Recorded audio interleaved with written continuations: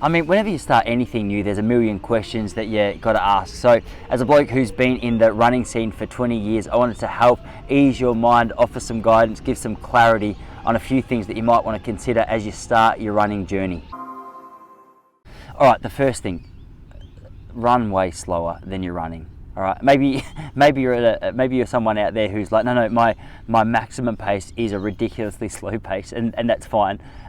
Substitute it with walking. If you cannot run at a super slow pace for a long period of time yet, that will come. But for the time being, just gradually substitute some easy running for 30 seconds, rest for a couple of minutes. Easy running for 30 seconds, rest for a couple of minutes.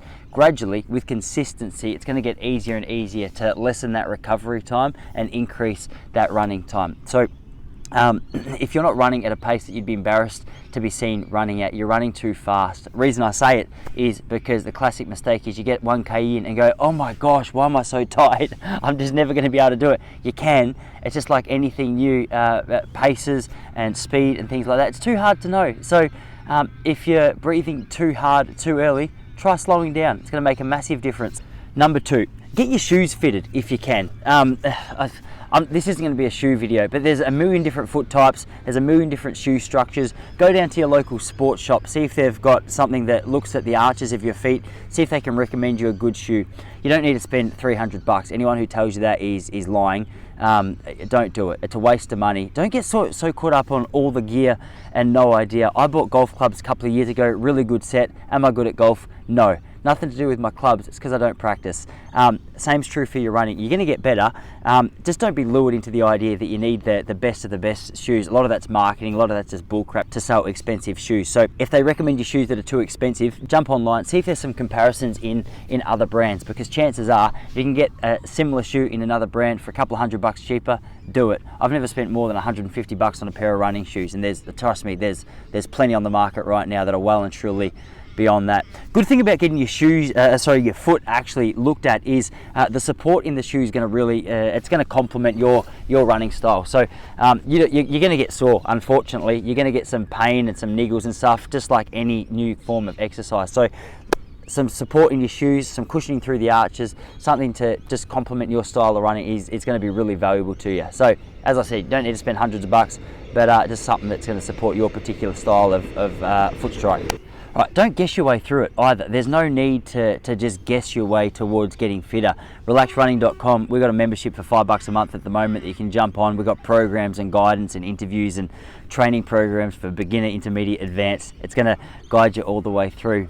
Or just Google something, like jump on Google and see if there's some feedback for you, a little bit of guidance, because the biggest problem is we get overuse injuries because we're like, oh, okay, I can run now. I guess I'll just do more, and we ignore little things like strength and flexibility and recovery and food and things like that. So if you're not sure where to start, hey, ask the question. I'm happy to help, or I'm sure there's a million other people around you that'd be happy to help as well. So reach out, ask the questions, get a little structured training program so that you've got something each day to look forward to, or just so you know you can tick it off.